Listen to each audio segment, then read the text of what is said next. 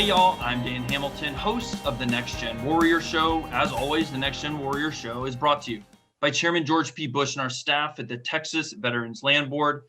Today marks a special occasion with our great partners at Hiring Our Heroes. This is episode 1 of a 3-part series where we get to sit down and discuss pertinent and crucial topics to the veterans and military community across the country and around the world. The 3-part episode will focus on service after service, our conversation today, military spouse entrepreneurship, as well as wellness in the workplace. Before we get started, I'm joined by 2 great guests today, Eric Putt, Program Manager at Hiring Our Heroes, and Gus Blumenfeld, Subcontract Senior Staff at Lockheed Martin. This is going to be a great conversation. I'm excited to hear how you all prepped for your transition out of the service and then what professional life has been for you. But before we start that, Eric, let me start with you. Can you give us a brief background on your military service? Yeah, I enlisted in the Army right out of high school. So I left 3 months after graduation. Spent 20 years, started off here at Fort Hood, Fort Carson, Fort Drum, 2 deployments to Iraq, 1 to Afghanistan. And I retired as a Sergeant First Class in 2016. And my second guest today is Gus Blumenfeld. Gus, can you give us a little bit of your career of military service?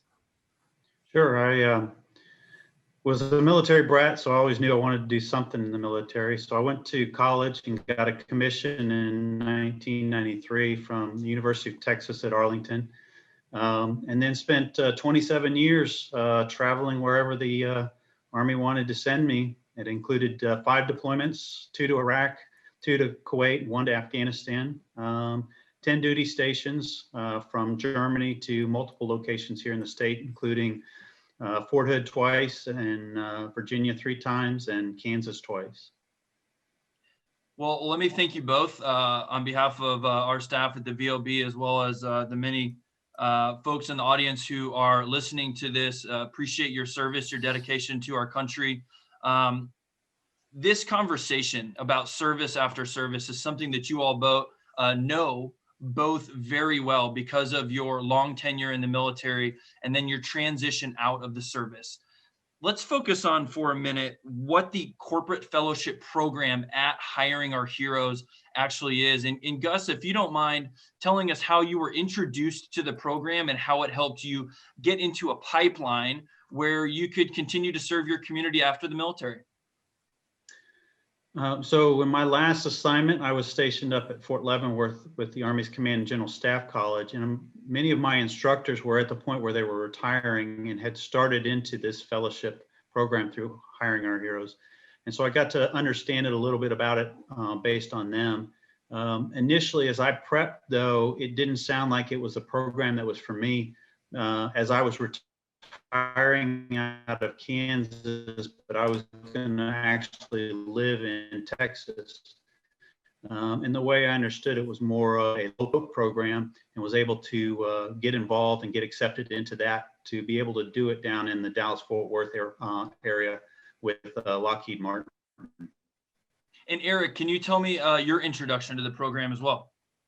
So I was actually in the pilot cohort from August 2015 until November 2015. I was in my SFLTAP workshop, and they just happened to come in and talk to all the people that were getting out, and we were in the senior group, and they asked that we attend a brief, and I attended, and it sounded like a great idea. It's a great opportunity because like I didn't know what I wanted to be when I grew up because I'd been doing it for 20 years. So I attended the briefing, signed up, and it's been the process is a little bit different now as it was because it was so new back then. Like all the career skills programs are relatively new. Then I started in August after I interviewed with 4 different companies. So a conversation that we have very often in the military community, and I'll open this up for both of y'all's input on this, and Eric, we'll start with you. There seems to be a debate, or at least a conversation in the military and the veterans community about, do I want to take my MOS and then go into that do the skill bridge program, and find a similar industry that matches my military service.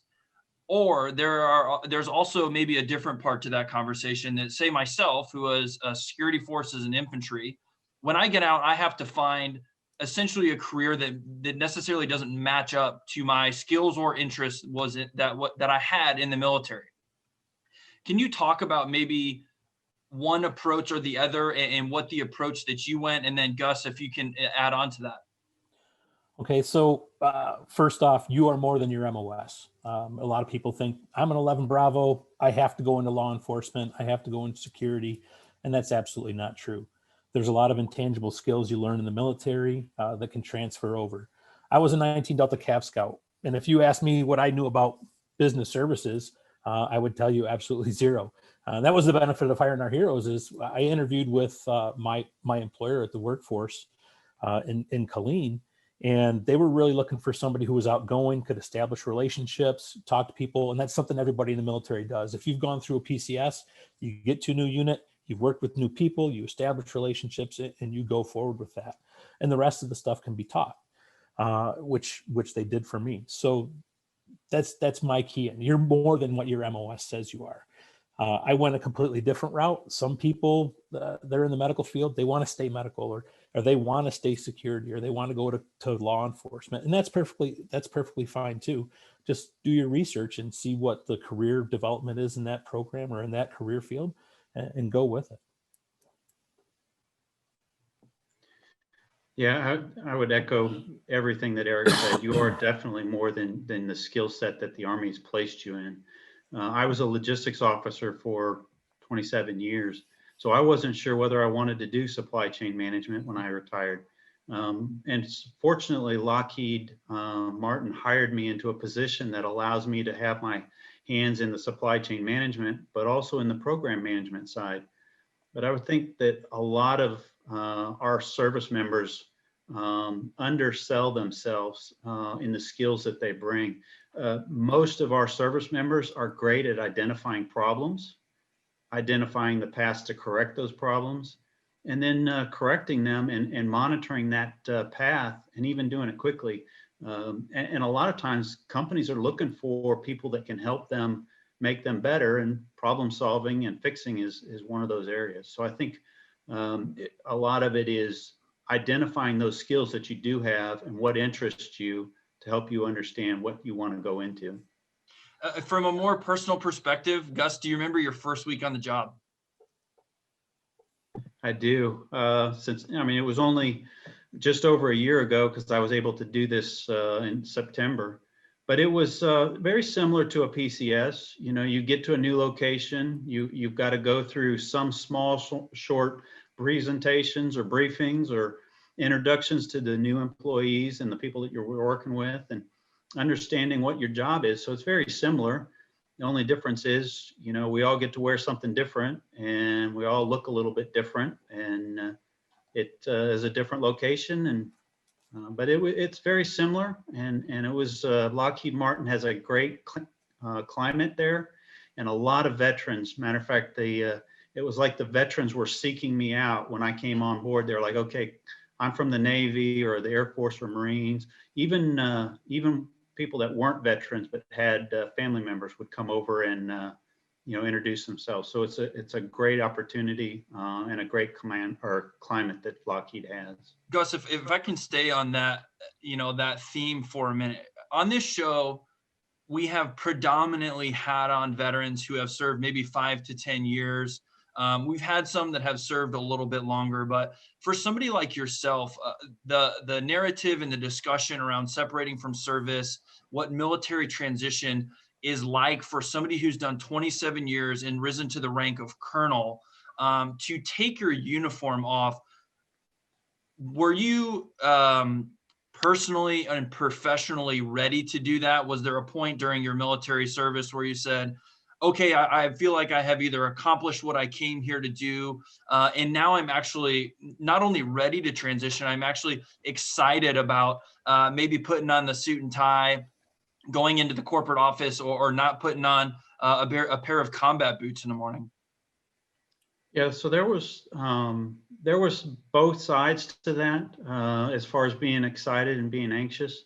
I looked forward to the new employment opportunity, and also what the retirement was going to bring. You know, most probably less or more time in one location than 2 to 3 years. But we'll see how that turns out. But I think there's always that anxiety because it's the unknown. And the more we can prep and focus before we transition. And, you know, I think maybe the people that are retiring have got a little bit longer time frame to start thinking of those things. But I would encourage our junior officers and junior enlisted that, you know, have 4 to 5 years in to be thinking of that. Because unfortunately, like Eric said, you know, the government could decide that we're going to downsize the military again. And unfortunately, that means some people are not going to be able to stay as long as they expected. So I think it's key for us all to plan what's ahead past the 2 to 5 year time frame. Eric, can you provide a little color or a little experience of your first week on the job? Yeah, so it was really a flood of information. One of the things that we promote with HOH, with our employers that are hosting fellows, is to partner them and peer them with another veteran that's already gone through the transition. And it's really important, along from making all of the relationships start to work both internally and externally for me as a business services representative, but also how to dress. I mean, it was pretty easy in the military. It's either formal or, you know, DCUs or PTs, or whatever the case may be. They tell you what you need to wear, but on the civilian side, that's not necessarily so. It might be a little bit easier if you are at that 5, 6, 7 year mark, because you kind of remember from before, or if you've had a career before the military. But it's I think that's probably the biggest thing for me, is that very first week, not only was I having a flood of information, I was training on different data management systems that I wasn't familiar with, something similar to, it's actually called Work in Texas, and it's how we manage all the data for employers and job seekers in the workforce. And the biggest benefit was I actually had somebody who's been there for several years, actually a decade and a half, that was there to kind of guide me through it. And at the end of the day, we would meet up and he just asked me some questions. Like, we would go out and meet an employer. And at the end of the day, he'd say, "Hey, what did you think of that employer? What do you think about what they said here?" And I'd give him answers. And then he could give me some of the backstory that they've had with that employer, some of the things that we've assisted them with as far as hiring. And it was really a chance for me to do some self-reflection and then bounce how my ideas and how my thought process was forming against something that was already proven. I would say that first week was the biggest thing, was just having that peer mentor there. Can I ask you both, Eric, if you want to follow up on this, has your mindset or even your personality changed since your military retirement, and maybe in what ways has it changed? A lot less cussing.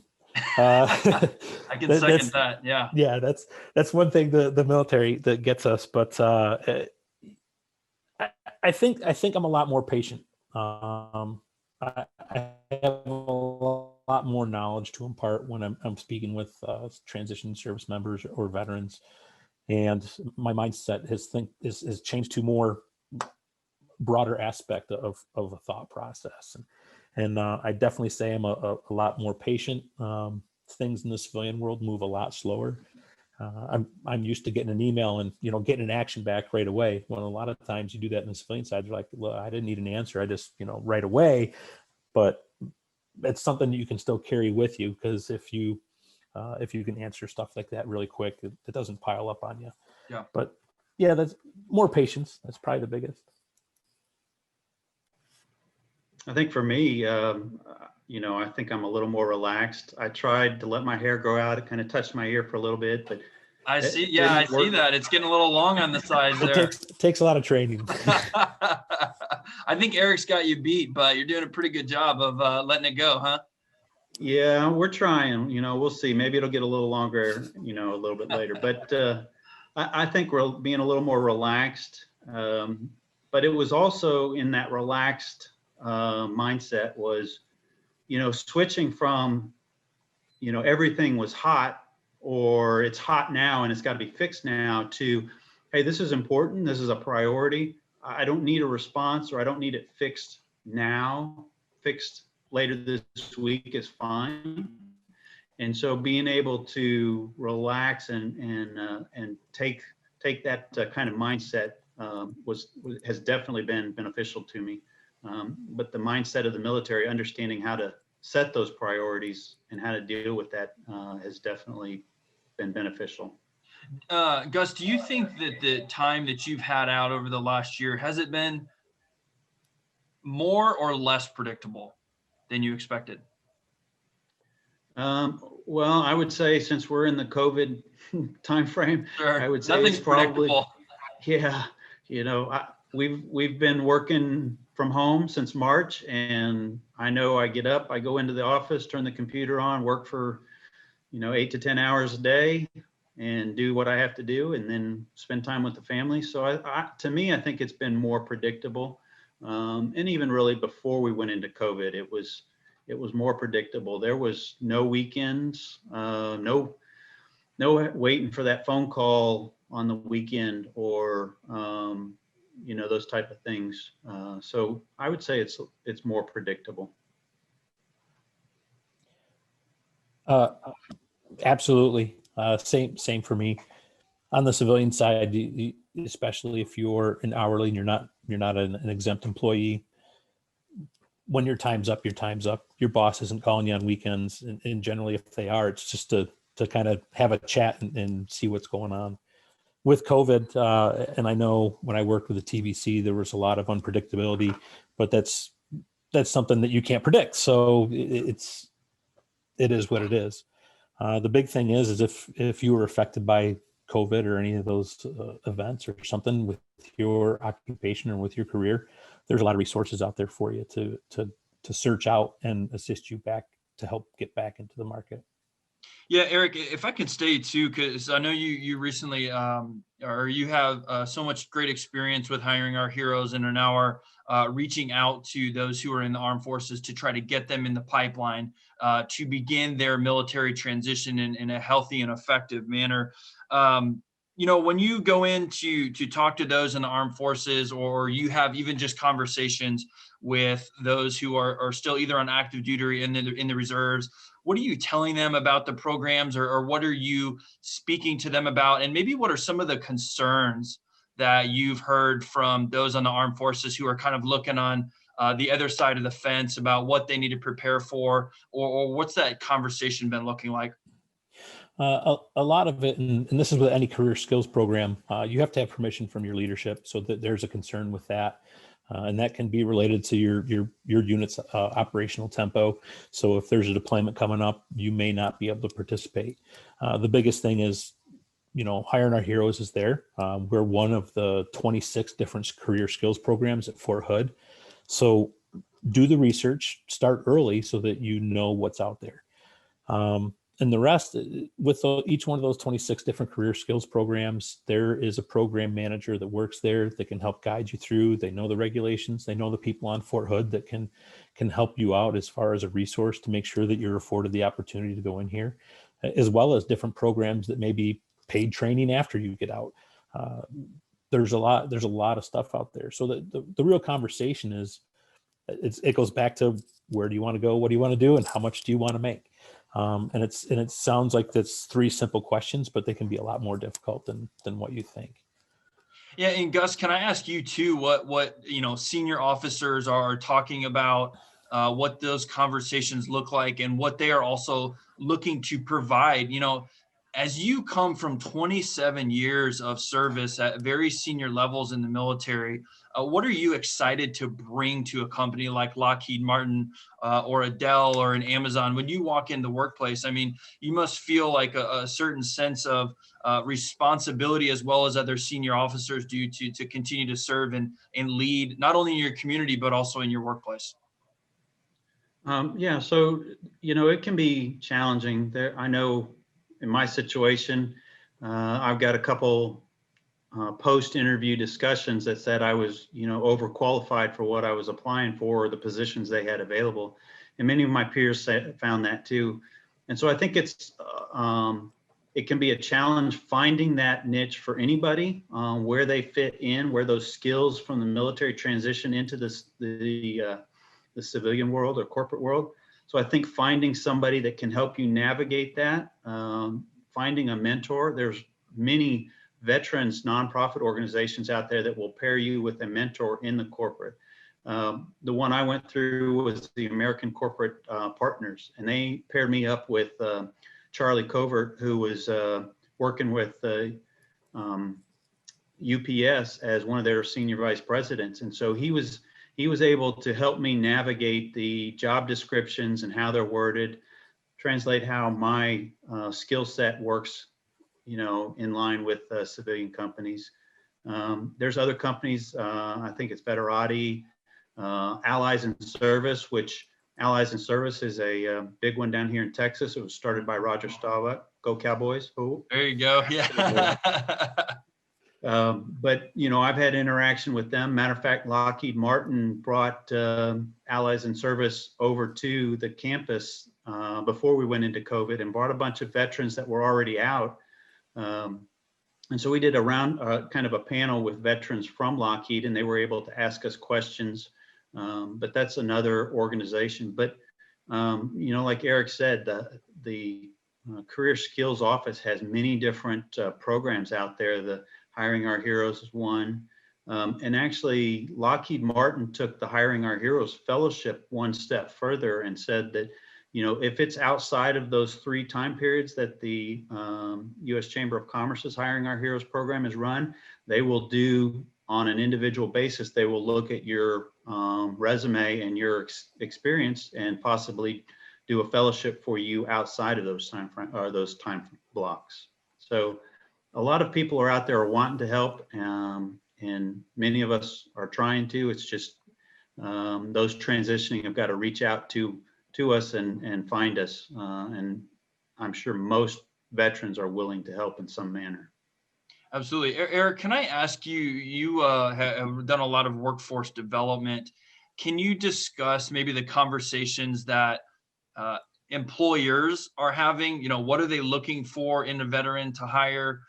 It seems to me that one of the biggest solutions that we have actually come to, and I think something that should be celebrated over the last decade, is that there is so much more corporate awareness on hiring veterans. There's corporate awareness initiatives to get veterans in the pipeline so that when veterans get out, we might be putting a hand out to find somebody in the community to engage with. And it feels like that maybe for the first time, not only is there one hand reaching back out to us, there's multiple hands, because the community as a whole, state and local governments, national government, as well as the business community, has found ways to understand the veterans community, understand their personal and professional development, and understand what they can actually bring to their workforce. And I was just wondering if you could maybe provide some color to that, the conversations that you're having with employers and really what they need in their workplaces, not just from veterans, but from anybody that they're looking to hire right now. So the biggest thing when we're talking with veterans, a lot of employers recognize that when you're hiring a veteran, you're going to get somebody who's clean cut. They're going to show up on time. They're going to do their work, and they're generally going to exceed above those that are hired that are non-veterans. One of the things I like to say, when people are transitioning, you might take a step back. So you were making $100,000 in the Army. You might not be making that when you get on the outside, but because you excelled and you did so well in the military, you're going to blow the competition out of the water when it goes to the civilian side. I've worked with a lot of employers in the Austin area, specifically the rural capital area, which is the counties surrounding Austin. Mm-hmm. And a lot of those employers are really digging in deep to develop new programs and new plans to bring veterans on board. There are hiring incentives through the Work Opportunity Tax Credit, but most of the employers I know are hiring veterans that don't even qualify for that because they want somebody who's going to come in, who's eager to work and ready to learn what their new career is going to be. State agencies in the state of Texas as well. So if you're getting out, and this is a good example, if you're getting out after 5 to 7 years and you want to start looking at a great organization to work for a state agency in Texas. Not only do they have a very good living wage. They have great benefits. They also will allow you to buy some of your time back so that you can use that for your retirement with the state. Another great benefit the state of Texas has is they authorize 120 hours for physical and mental health through the VA. So everybody who's gotten out and has dealt with the VA knows that if your appointment's at 9:30, it might be at 10 or 10:30. It depends.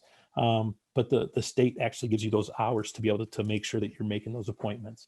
And that covers the travel to the appointment and the return travel. So there's a lot of different things out there. Look at what you're trying to get into.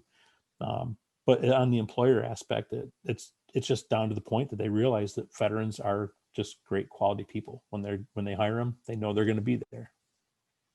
Well, if I can echo something that you said as well here, that I experienced the same. The metaphor that I like to think about is the fighter jet leaving the aircraft carrier. And if you've ever seen that before, even just in a video, occasionally when the fighter jet gets to the end of the deck, it'll almost kind of drop for a second before it catches the air, and then boom, it takes off. Mm-hmm.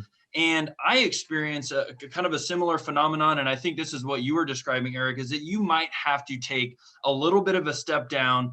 You might have to take a little bit of a dip, whether it's in a job that you're making, maybe the financial benefits that you get from a company. But if you get through those first couple years, and we're speaking mm-hmm. specifically to veterans now, or those in the armed forces who are going to be getting out, if you don't blow it out of the water the first 2 or 3 years, hang in there. Because veterans, I think over the 5 to 10 year time horizon, really benefit. And when you take that little, when you leave the flight deck and all of a sudden you're like, whoa, I'm on my own, it might dip for a little bit. You might be in school for a little while, which is an incredibly different atmosphere, very individualistic. It may be a little bit of time before you get the air under your wings, but once you do, I really think that there is such an opportunity for veterans to lead in their communities and in corporations across the country. I'll leave it there, but Gus, is there anything else that you'd want to add to that, especially for, veterans who are going to be coming into your office and maybe working for you and going, I was an E8 or I was an E9, and I thought my time after service would look like this, and now it looks like this. But they got to hang in there. They got to keep fighting, keep learning, and keep growing in the businesses that they're in. Yeah, it's so true. I would probably use a better analogy, and that's jumping out of an airplane, because I'm Army, but that's, a little, Fair Army. enough. But it's being able to come in and just perform solidly and do your job and look where you can contribute and where you can serve those that are around you, and not coming in with that mentality of, hey, I've been in the Army for 27 years and I know more about leading or doing what you're doing than you do, and because that mindset or that your appearance, the way you convey yourself, will come across strongly, and that will not benefit you at all. So just come in, show what you've been hired to do, and do that, and continue to see where you can grow in the company and make the company better. Well, Gus, I'm gonna start with you here as we actually go ahead and close it out. I just want to provide you the last word. Is there anything on the program today that we didn't get discussed in terms of advice or encouragement that you would like to provide veterans or even those in the armed forces who may be getting out over the next 6 to 12 months? Yeah, thanks, Dan. So I would say we touched on it a little bit, but start early. 24 months prep, or at least thinking about it, to do that. I would also say start prepping your finances. It's good to have a 3 to 6 month emergency fund, because if you're transitioning, you want to have something that you can take care of your family if that job doesn't start immediately. Even if you're retiring, you want to make sure that there's some finances set aside that to help in that transition. And I would say work on the resume and work on the resume and work on the resume. And then once you've done that, get somebody else to review it and work on the resume again. Because that's your first, that's the company's first view of you. And so you don't want it filled with military jargon, or, even the way we write stuff in the military is different than corporate America. So, to have a document that looks like an evaluation or a report doesn't serve you as you're moving forward. And then Eric, I also wanted to provide you, if there was anything that we didn't get to touch on today that you would like to leave the audience with. Yeah, like Gus said, you really can't start soon enough. You don't know what you don't know. So your time in the military is limited. There is going to be an end to it. The earlier you start, the more you're going to see what options are out there for you. Say you want to go into project management. What certifications do I need? What are employers looking for? How do I need to pad my skills to make sure that I'm going to be a quality candidate for one of these positions? As well as, if you're interested in the career skills program, I know you can't participate until your last 180 days. Go to the briefing, find out what the timelines look like 2 years out, especially if you're retiring, because if you want to go through the corporate fellowship program, then your time frame has to line up with the scheduled courses. So take that into account. Next, your plan. Have a PACE plan. Nobody wants to, just like in the military, we have primary, alternate, contingent, and emergency plan. Your emergency plan might look like, well, I'm going to be on an unemployment and I'm going to have to use some of the savings that I had until we find something. Your contingency may be, I'm going to go back to school, you use the GI Bill, maybe finish that portion of the degree, but it does give you a living stipend to bring some money in, as well as give you some more skills towards your job search. Put yourself in uncomfortable positions. Start going to different meetings. If you want to get into project management, join some of their organizations, see what they look like. If you want to go into human resources, you have the Central Texas Human Resource Managers Association, CTHRMA, and they have a meeting once a month you can go to. It's during lunch. They do their continuing education. You can sit down and talk with other human resource managers that are in the field, and it costs you $15 for lunch. And I think if you're a member, it's $10. I'm not quite sure on what the prices are, but it's a great chance for you to get out there and network. When I was getting out, I wanted to pad my savings and I wanted to practice introducing myself. I drove Uber. I went and parked at the airport in Austin. I would pick up people coming back from business trips, and I would, hey, strike up a conversation. This is who I am. This is what I do. And it really helped me open up to be able to talk to people about things I might not have known, or ask questions, or what do you look for in employees?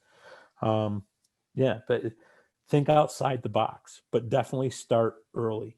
Make sure that you can plan your timeline out and have those alternate contingencies.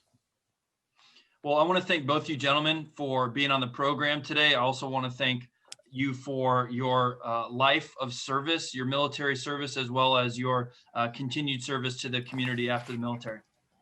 Thank you for having us. Yeah, Dan, Absolutely. Thanks for doing this too. This is definitely a need out there. Absolutely.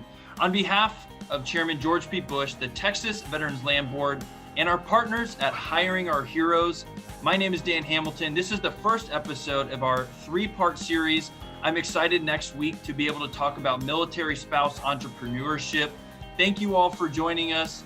As we always say here at Next Gen Warrior, continue to lead and continue to serve. On behalf of myself and everyone on the show, thank you for watching. We'll talk to you next time. Follow us on Instagram at Voices of Vets, on Twitter at Voice of Veterans, and on Facebook at facebook.com/Voices of Veterans. To hear more, please visit voicesofveterans.org. Join us in sharing the success stories of Texas veterans. Thank you for joining us for the Next Gen Warrior podcast.